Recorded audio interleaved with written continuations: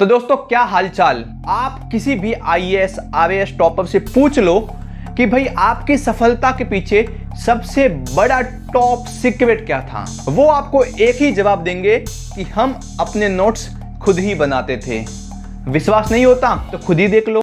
अक्सर बच्चे क्या करते हैं, स्टूडेंट्स क्या करते हैं कि अगर किसी किताब को पढ़ रहे हैं तो नोट्स में भी क्या करेंगे, एक और किताब ही छाप देंगे, एक समरी कर देंगे, ज़्यादा से ज़्यादा थोड़ी सी उसको छोटी कर देंगे, प्रॉपर सेंटेंसेस लिख लिख के, पैराज लिख लिख के। So that is not the way to go, I personally believe, क्योंकि नोट्स जो हैं अल्टीमेटली रिवाइज करने में आपकी बहुत मदद करते हैं। बट खुद के बनाए हुए नोट्स ही सबसे ज़्यादा ज़रूरी हैं। क्यों? क्योंकि जो खुद ने चीज़ लिखी होती है वो खुद को ज़्यादा याद होती है कि हाँ ये मैंने लिखा था। आप अगर किताब से पढ़ते रहेंगे तो वो आपको लग रहा है कि मैं पढ़ रहा हूँ, पर वो दिमाग में आपके सेट नहीं हो रहा है। आपने लिखा है तो आपका दिमाग एक्टिव लर्निंग कर रहा है, आप लिखते लिखते उसको पढ़ भी रहे हैं और लिख भी रहे हैं तो याद भी हो रहा है। इसलिए बोलते हैं लिखना ज़रूरी है। How to make a notes, इस टाइप के वीडियो तो बहुत सारे हैं यूट्यूब पर, लेकिन सभी वीडियो में सिर्फ ये बताया गया है कि इस स्टेप को फॉलो करके नोट्स बना लो। किसी भी वीडियो में प्रॉपरली प्रैक्टिकली करके नोट्स कैसे बनाना है ये नहीं दिखाया गया है। आज की इस वीडियो में सिर्फ हवाई बातें नहीं करेंगे, बल्कि प्रैक्टिकली करके मैं आपको बताऊंगा कि नोट्स कैसे बनाना है। हम साथ मिलकर आज की इस वीडियो में नोट्स बनाएंगे, एक एक स्टेप को फॉलो करके। कुछ विद्यार्थी जो पढ़ाई की बाल्य अवस्था में होते हैं वे इस टाइप के नोट्स बनाते हैं। कुछ विद्यार्थी जो थोड़े से प्रौढ़ हो चुके हैं वो कुछ इस टाइप के नोट्स बनाते हैं, बिल्कुल ही सुंदर हैंडराइटिंग में। कुछ विद्यार्थी जो बड़े ही टेक्नो फ्रेंडली होते हैं वो इस टाइप के नोट्स बनाते हैं। ये देखिए इस टाइप के कुछ नोट्स बनाते हैं। लेकिन कुछ विद्यार्थी जिनको पढ़ाई का परम सुख मिल चुका है, पढ़ाई का परम ज्ञान मिल चुका है, वे इस टाइप के नोट्स बनाते हैं। तो क्या आपको भी इस टाइप के नोट्स बनाने हैं? अगर बनाने हैं तो इस वीडियो को पूरा कंटिन्यू देखना। तो चलिए हम आज नोट्स बनाने की कुछ विधियां सीख लेते हैं। दोस्तों नोट्स बनाने के कुछ स्टेप्स हैं जिनको आप फॉलो करके बहुत ही अच्छे प्रॉपर ढंग से नोट्स आप बना सकते हो। वो कौन कौन से स्टेप्स हैं हम देख लेते हैं। देखिए जब भी आप नोट्स बनाए, जिस भी टॉपिक का आप नोट्स बनाए, उसका सबसे पहले आप कीवर्ड को निकाल लीजिए। कीवर्ड वो वर्ड जो आपको इंपॉर्टेंट लगता हो, मतलब इंपॉर्टेंट वर्ड जिसमें नाम आ जाए, कोई स्थान आ जाए, कोई कारक आ जाए। नाम मतलब किसी व्यक्ति का नाम हो सकता है, किसी ग्रुप संगठन का नाम हो सकता है, किसी कला, कोई कला होती है उन कला का नाम हो सकता है, कोई पद्धति विधि मेथड हो सकता है उसका नाम हो सकता है, कोई तकनीक या टेक्नोलॉजी हो सकती है उसका नाम हो सकता है। तो नाम किसी का भी हो सकता है। स्थान तो इतिहास जब आप पढ़ते हो, हिस्ट्री पढ़ते हो, उसमें स्थान बहुत सारे आते हैं, उस स्थान का नाम हो सकता है। कोई कारक, इतिहास में हो गया बहुत सी ऐसी जगह पर कोई घटना घट जाती है, उस घटना के पीछे का कारण क्या था, कारक क्या है, वो भी एक की पॉइंट की तरह लिया जाता है। तो सबसे पहले आपको निकालना है एक की पॉइंट। हर टॉपिक के कुछ 10, 12, 15, 20 की पॉइंट होते हैं, उसको आप निकाल लीजिए। निकालने के बाद मतलब अंडरलाइन कीजिए उसी पेज पे, ठीक है ना। उसके बाद एक बहुत ही अच्छे से आप नोट्स बना सकते हो। जब भी आप नोट्स बनाएं तो ध्यान दीजिए कि जो वर्ड आपको समझने में डिफिकल्टी लगे, जहां पे आपको समझने में थोड़ा डिफिकल्ट लगे, वहां पर अपनी भाषा का उपयोग कीजिए। मान लीजिए आप इंग्लिश मीडियम से पढ़ते हो लेकिन आपकी भाषा हिंदी है, तो आप हिंदी में वहां पे साइड में आप लिख दीजिए, अपनी भाषा का उपयोग कीजिए। आसान भाषा में नोट्स बनाइए। वैसे कठिन भाषा तो बुक में दी हुई है, उसी कठिन भाषा को आसान बना के हम अपना नोट्स बनाते हैं ताकि आसानी से समझ में आ जाए। इसीलिए जब भी आप नोट्स बनाएं तो आसान से आसान भाषा का उपयोग कीजिए, ना कि जो बुक में लिखा है वही को छाप दीजिए, ठीक है ना। देखिए नोट्स बनाते हैं तो पढ़ने का मन कब करेगा? जब नोट्स अच्छा दिखेगा, उसमें डिफरेंट कलर दिखेंगे। तो जब भी आप नोट्स बनाएं तो उसमें डिफरेंट कलर यूज कीजिए, मतलब कि अलग अलग पेन से लिखिए, ब्लू, ब्लैक, रेड पेन, इन अलग अलग पेन से लिखोगे तो आपको अच्छा दिखेगा। एक टॉपिक का नाम अलग लिखा, अंदर के की पॉइंट कुछ अलग लिखे, ड्राइंग कुछ अलग पेन से बनाई, तो इससे जो है नोट्स देखने में अच्छे लगेंगे। जब अच्छा लगेगा देखने में तो पढ़ने का भी मन करेगा, ठीक है ना। जहां आवश्यकता हो वहां हाइलाइटर का उपयोग कीजिए, वहां उस नोट्स को, उस वर्ड को जो है हाईलाइट कीजिए ताकि जल्दी से जो है अपनी नज़र में आ जाए और जल्दी से याद हो जाए। जहां आपको लगे कि भाई यहां पे इतना बड़ा वाक्य है, उस इतने बड़े वाक्य में एक छोटे से सिंबल से काम चल सकता है, तो वहां आप सिंबल से काम चलाइए। मान लीजिए कि पहले एक छोटा सा ऐसे एक नॉर्मल वाक्य लीजिए कि पहले के ज़माने में बहुत से लोग जहाज़ों के माध्यम से जाते थे और सामान दूसरे देशों से लाके आते थे। तो इतना बड़ा वाक्य लिखने से अच्छा है एक जहाज का सिंबल बना दीजिए बुक में, आपको आसानी से समझ में आ जाएगा कि जैसे कि एक्सपोर्ट और इंपोर्ट किससे होता है, पानी के जहाज़ों के माध्यम से। तो अभी इतना कैसे लिखोगे कि भाई पानी के जहाज़ों के माध्यम से एक्सपोर्ट और इंपोर्ट का कारोबार होता है, लिखना मुश्किल है ना। तो वहाँ पे एक छोटे सा जहाज का सिंबल बना दीजिए, आपको बड़ी आसानी से समझ में वहाँ पे आ जाएगा। तो जहाँ पे आवश्यकता हो वहाँ पे सिंबल का उपयोग कीजिए। कहीं कहीं आप इमेजेस ड्राइंग का उपयोग कर सकते हो, इमेज का उपयोग कर सकते हो नोट्स बनाने के लिए। नोट्स जितना क्लीन होगा, जितना साफ सुथरा होगा, उतना ही ज़्यादा अच्छा लगेगा। दो बात लास्ट में आप ध्यान दीजिए कि नोट्स में आप कभी भी पैराग्राफ मत लिखिए, छोटे छोटे सेंटेंस बनाइए, वर्ड के छोटे छोटे सेंटेंस बनाइए, पूरा पैराग्राफ मत लिखिए। भाई साहब बुक में लिखा हुआ है पहले से पूरा पैराग्राफ, तो आपको आवश्यकता क्या है पूरा पैराग्राफ लिखने की, छोटे छोटे सेंटेंस बना के आप लिखिए। नोट्स में वही चीज लिखनी है जो चीज आपको याद नहीं होती। मतलब कि मान लीजिए आपको पहले से बहुत कुछ याद है और जो याद है उसी को आप नोट्स में लिखे जा रहे हो, तो नोट्स जो है बड़ा बल्कि बड़ा भारी हो जाएगा, बड़ा हैवी नोट्स हो जाएगा। जो चीज आपको पहले से याद है वो चीज नहीं लिखनी, जो चीज आपको याद नहीं है या आपको याद करनी है वही चीज आपको नोट्स में लिखनी है। तो यही कुछ नोट्स बनाने के स्टेप्स है। नोट्स बनाने के स्टेप्स तो आपने देख लिए, चलिए अब नोट्स बना के भी देख लेते हैं। दोस्तों देखिए, नोट्स बनाना बहुत ही आसान है। नोट्स बनाने का सबसे पहला स्टेप यही है कि आप सबसे पहले जिस टॉपिक को आपको नोट्स बनाना है उस टॉपिक को अच्छे से पढ़िए, और अच्छे से पढ़ने के बाद उस टॉपिक से आपको कीवर्ड को निकालना है। कीवर्ड मतलब वो वर्ड जो ज़्यादा इंपॉर्टेंट आपको लगता हो और ज़्यादा महत्वपूर्ण दिखता हो। ऐसे बहुत से वर्ड आपको बड़ी आसानी से मिल जाएंगे। तो देखिए, सबसे पहला टॉपिक तो ये है अपना उदारवादी, रेडिकल और रूढ़िवादी, ये अपना टॉपिक है। अभी इसी टॉपिक में से हमको कीवर्ड को निकालना है। तो कीवर्ड कैसे निकालेंगे? देखिए, समाज परिवर्तन के समर्थकों में एक समूह उदारवादियों का था। तो समाज जो है हमको एक कीवर्ड लग रहा है, क्योंकि इसी के बेस पे बाकी हम जो है आगे का करेंगे। उदारवादी, रेडिकल और रूढ़िवादी जो टॉपिक है, इसी टॉपिक के इर्द गिर्द जितने शब्द घूमेंगे वही हमारे कीवर्ड होने वाले हैं। तो देखिए, ये सब क्या है? समूह है। कौन कौन से? तीनों समूह हैं। उदारवादी ऐसा राष्ट्र चाहते थे जिसमें सभी धर्मों का बराबर सम्मान हो। तो धर्मों का बराबर सम्मान, ये भी एक कीवर्ड हमको मिल गया।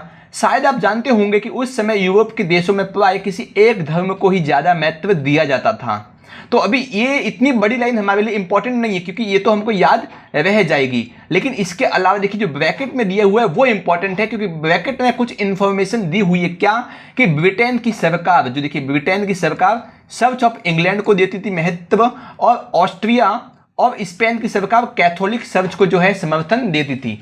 ये जो ये ब्रैकेट में हमने जो लाइन लिखी, ये ज़्यादा इंपॉर्टेंट नहीं, क्योंकि इसमें बेसिकली बताया गया कि भाई वहाँ पे कोई धर्म था जो डोमिनेट करता था। इस ब्रैकेट में उस धर्म का हमको नाम भी पता चल गया, ठीक है ना। तो इस प्रकार से हमको ये कीवर्ड जो है कुछ मिल गए। इसी प्रकार आपको सभी कीवर्ड जो है निकालने हैं। आगे देखिए, उदारवादी समूह वंश आधारित शासकों की अनियंत्रित सत्ता के विरोधी थे। तो वंश आधारित जो शासक थे उनके क्या थे? ये विरोधी थे, ठीक है ना। वे सरकार के समक्ष व्यक्ति मात्र के अधिकारों की रक्षा के पक्षधर थे। तो व्यक्ति के अधिकारों के पक्षधर थे, ठीक है ना। उनका कहना था कि सरकार को किसी के अधिकारों का हनन करने या उन्हें छीनने का अधिकार नहीं है। तो अधिकारों का हनन और उनको छीनने का अधिकार नहीं है, किसको? सरकार को नहीं है, ठीक है ना। एक समूह प्रतिनिधित्व पर आधारित एक ऐसी निर्वाचित सरकार के पक्ष में था जो शासकों और अफसरों के प्रभाव से मुक्त और सुप्रशिक्षित न्यायपालिका द्वारा स्थापित किए गए कानूनों के अनुसार शासन कार्य चलाए। तो बेसिकली इसमें क्या दिया हुआ है कि भाई साहब जो सरकार थी वो कैसी होनी चाहिए? उस पर अफसरों और जो शासक था उनका दबाव नहीं होना चाहिए, एकदम मुक्त होनी चाहिए वो सरकार, ठीक है ना। और जो न्यायपालिका है वो एकदम सुप्रशिक्षित लोगों द्वारा चलाई गई हो। इसके अलावा यह समूह लोकतंत्रवादी मतलब कि डेमोक्रेट्स नहीं था। ये लोग सार्वभौमिक वयस्क मताधिकार में विश्वास नहीं रखते थे।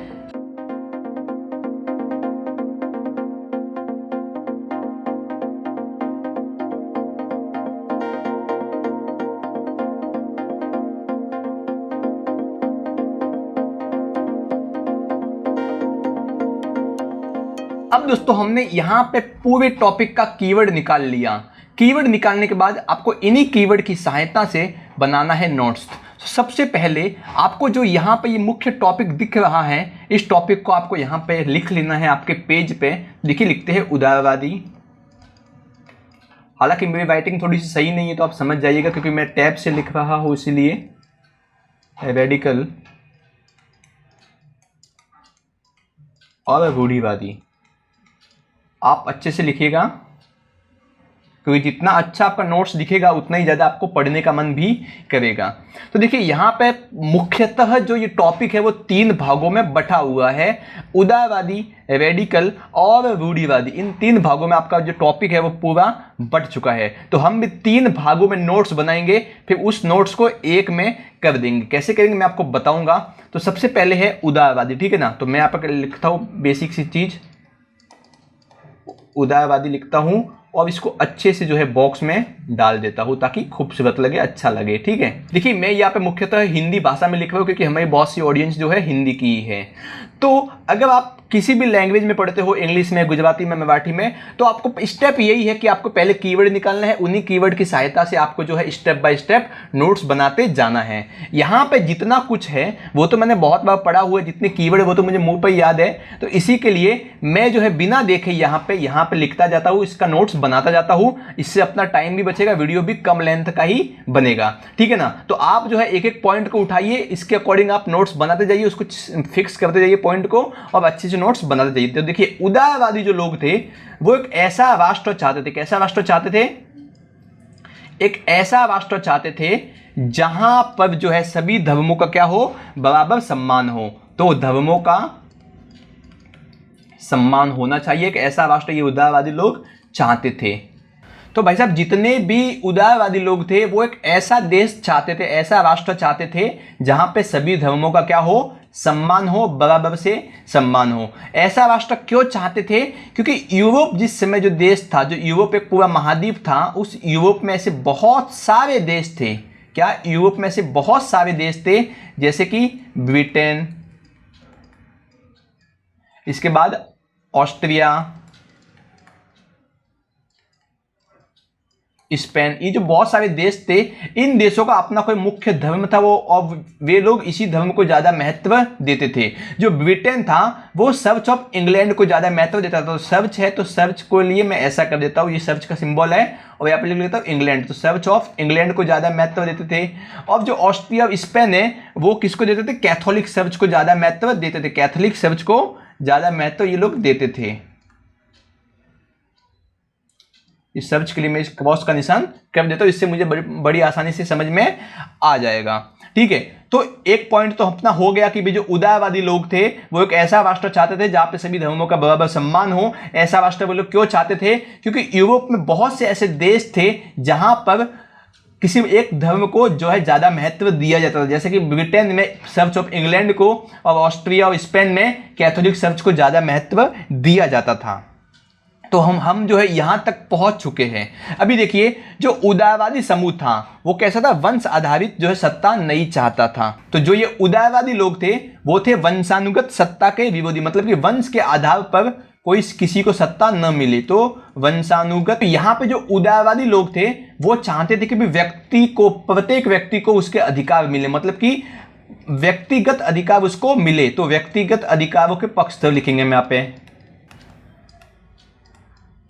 तो यहाँ पे एक और पॉइंट अपना जो है वो बड़ी आसानी से बन गया। तो जो ये उदारवादी लोग थे ये एक ऐसी सरकार चाहते थे जो प्रतिनिधित्व पर आधारित हो। हम क्या लिखेंगे? प्रतिनिधित्व निर्वासित सरकार के पक्षधर। इसके अलावा ये उदारवादी लोग चाहते थे कि जो सरकार, जो प्रतिनिधित्व की सरकार चुनी जाए उस पर शासक और अफसरों का दबाव नहीं होना चाहिए। तो शासक और अफसर का दबाव नहीं। इसके अलावा ये क्या चाहते थे कि जो सरकार है वो कानूनी तरीके से चले, एक कानून हो, और जहां पर अगर न्याय करने की बारी हो वहां पर न्यायपालिका भी हो। ये उदारवादी लोग जो थे वो लोकतांत्रिक तरीके के खिलाफ थे, मतलब ये लोकतंत्र नहीं चाहते थे। ये चाहते थे कि भाई जो पैसे वाले लोग हैं, जो संपत्ति वाले लोग हैं, उनको ही खाली चुनाव लड़ने का अधिकार मिले, वोट देने का अधिकार उनको ही मिले। तो ये लोकतंत्र में जो है विश्वास नहीं रखते थे। ये क्या चाहते थे कि भाई जो संपत्ति है, जिसके पास बहुत सारा रुपया है, बहुत सारा पैसा है कि नहीं, संपत्तिधारी लोग हैं, संपत्तिधारी लोगों को ही क्या मिले, अधिकार मिले, उनको ही वोट देने का मिले अधिकार, वोट देने का उन्हीं को ही अधिकार मिले, बाकी किसी भी लोगों को अधिकार नहीं मिले। तो देखिए आप यहाँ पे देखेंगे कि भाई साहब ये प्रतिनिधित्व की सरकार तो चाहते थे, लेकिन एक ऐसी सरकार चाहते थे जिस पर लोकतंत्र न हो, मतलब सभी लोगों को अधिकार, वोट का अधिकार न मिले। तो यहाँ से ये पॉइंट जो है वो लिंक हो गया, ठीक है ना। तो इस प्रकार से देखिए यहाँ पे इस एक टॉपिक से जो है हमको यहाँ पे सारा कुछ इस टॉपिक का, ये आप यहाँ पे देख सकते हो, ये एक पॉइंट है, ये पूरा एक पैराग्राफ है, इस पैराग्राफ का हमने यहाँ पे एक पूरा नोट्स जो है वो बना लिया है। देखिए हमने यहाँ पे नोट्स तो बना लिया है, अभी जो नोट्स बना है उसको हम थोड़ा सा हाईलाइट कर लेते हैं ताकि हमको पता चले, अच्छे से दिखे, ठीक है ना। तो हाईलाइट हम यहाँ पे कर लेते हैं नोट्स को। तो देखिए मेन टॉपिक अपना ये था कि उदारवाद जो था अपना क्या था, एक मेन टॉपिक था, इसको हम सबसे पहले हाईलाइट कर लेते हैं। आप भी हाईलाइटर का यूज कीजिएगा ताकि उससे अच्छा इंप्रेशन पड़ेगा, ठीक है ना। ये लोग लोकतंत्रवादी नहीं थे तो इसको भी हमने हाईलाइट कर दिया, ठीक है ना। ये एक प्रतिनिधित्व वाली सरकार चाहते थे लेकिन लोकतंत्र पर विश्वास नहीं रखते थे, ठीक है ना। ये सभी धर्मों का बराबर सम्मान करना चाहते थे, इसके अलावा ये व्यक्तिगत अधिकार भी चाहते थे। तो कुछ जो मेन बहुत ही ज़्यादा इंपॉर्टेंट की पॉइंट थे उसको हमने यहाँ पे हाईलाइट कर दिया। देखिए यहाँ पे हमने एक उदारवादी समूह का तो पूरा नोट्स बना दिया, तो अभी हम यहाँ पे बनाएंगे रेडिकल समूह का नोट्स। किसका? रेडिकल समूह का। तो लिखा है रेडिकल, और इसको अच्छे से जो है एक पैराग्राफ में डाल दिया, अच्छे से बॉक्स में इसको सजा दिया। अभी जो रेडिकल समूह था वो क्या चाहता था कि भी जो सरकार है वो बहुमत वाली सरकार हो। कैसी हो? बहुमत वाली सरकार होनी चाहिए।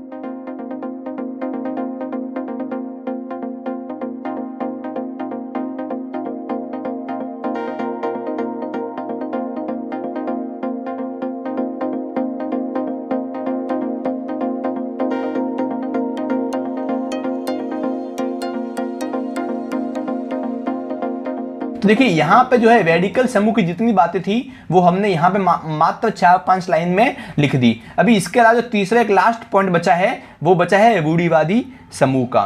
तो देखिए जो रूढ़िवादी समूह था,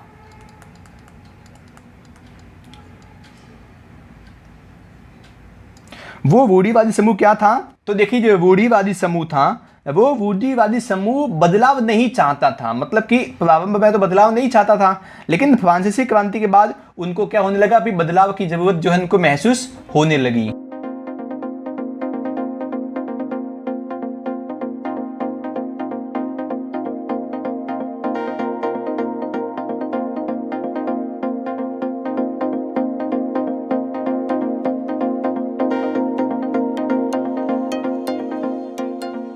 ये था रूढ़िवादी समूह था, जो कि मुश्किल से 3 लाइन में समा गया पूरा, है कि नहीं। आप इसको बहुत ही अच्छे से हाईलाइट कर सकते हो, जैसे कि आप ये रूढ़िवादी, इसको आप हाईलाइट कर सकते हो क्योंकि अच्छा मतलब स्टार्टिंग का पॉइंट, इसीलिए यहाँ पे देखिए बदलाव की प्रक्रिया कैसे धीमी होनी चाहिए, आप इसको भी हाईलाइट कर सकते हो। रेडिकल्स में आपने इसको भी तक हाईलाइट नहीं किया, आप इसको हाईलाइट कीजिए। और यहाँ पे जैसे कि जो रेडिकल्स थे वो बहुमत की सरकार चाहते थे और उन्होंने महिला मताधिकार आंदोलन में भी उन्होंने सहयोग किया था, समर्थन दिया था। ये बहुत ही इंपॉर्टेंट पॉइंट है, इसीलिए हमने इसको हाईलाइट किया। अब आप देखिए कि हमने यहाँ पे उदारवादी, रेडिकल्स और रूढ़िवादी इन तीनों का जो है अलग अलग नोट्स बना दिया है, अलग अलग डायग्राम बना दिया है। अब आप क्या कीजिए कि इन तीनों को इसी यहाँ पे लिखिए समाज, क्योंकि ये तीनों जो है समाज के ही अंग थे, ठीक है ना। यहाँ पे एक समाज लिखा, इसको अच्छे से हाईलाइट करके, ठीक है, रेडिकल्स इसको मिलाइए और जो है इसको रूढ़िवादी से मिला लीजिए। तो ये जो आपको लगेगा कि भाई साहब ये तो एक ही है, देखिए समाज के तीनों अंग है। जब आप समाज को पढ़ेंगे तब आप इन तीनों को जो है एक ही साथ में पढ़ लेंगे। आप समाज को भी हाईलाइट कीजिए अच्छे से, ठीक है। अभी आप इसको पढ़ने की कोशिश कीजिए। देखिए समाज, तो समाज के कितने अंग थे? रूढ़िवादी, रेडिकल्स और उदारवादी। समाज के 3 अंग थे। जो उदारवादी लोग थे वो एक ऐसा राष्ट्र चाहते थे जहाँ पे सभी धर्मों का सम्मान हो। ऐसा राष्ट्र क्यों चाहते थे? क्योंकि यूरोप में जो है ब्रिटेन और ऑस्ट्रिया, स्पेन जैसे देश थे जो कि किसी खास धर्म को सम्मान देते थे। जैसे कि ब्रिटेन है वो इंग्लैंड को देता था, चर्च ऑफ इंग्लैंड को, और ऑस्ट्रिया स्पेन जो है वो कैथोलिक चर्च को जो है सम्मान देता था। उदारवादी लोग जो है वंशानुगत सत्ता के विरोधी थे। उदारवादी लोग चाहते थे कि व्यक्ति को उसके व्यक्तिगत अधिकार मिलने चाहिए, वे इसके पक्षधर भी थे। उदारवादी लोग प्रतिनिधित्व निर्वासित सरकार के पक्षधर थे, लेकिन शासक और अफसरों के दबाव में वो सरकार नहीं होनी चाहिए। सरकार के लिए कानून होने चाहिए और न्याय करने के लिए न्यायपालिका भी होनी चाहिए। उदारवादी लोग लोकतंत्रवादी नहीं थे, उनका मानना था कि केवल संपत्तिधारी लोगों को ही वोट का अधिकार मिलना चाहिए। तो देखिए, मैंने बिना कुछ नोट्स उठाए ही बिल्कुल इसी को देख के मैंने जो है पूरा का पूरा पैराग्राफ, ये जो आप यहाँ पे पैराग्राफ देख सकते हो, मैंने बिना कुछ पढ़े ही यहाँ पे जो आप इस पूरे पैराग्राफ को देखिए, इसको पढ़ लिया इतने को।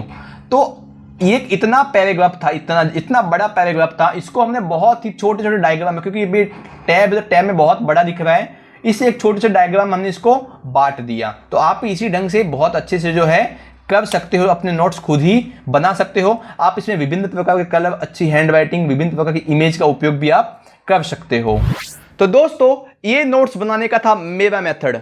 आपका मेथड अलग हो सकता है, आपकी विधि अलग हो सकती है। आप अपना मेथड बनाइए, अपनी विधि बनाइए, खुद से ही नोट्स बनाइए, अच्छे नोट्स बनाइए और एग्जाम में अच्छी सफलता पाइए। तो दोस्तों, मुझे उम्मीद है कि आपको ये वीडियो पसंद आया होगा। आज के लिए बस इतना ही, मिलते हैं किसी अगले वीडियो में। धन्यवाद।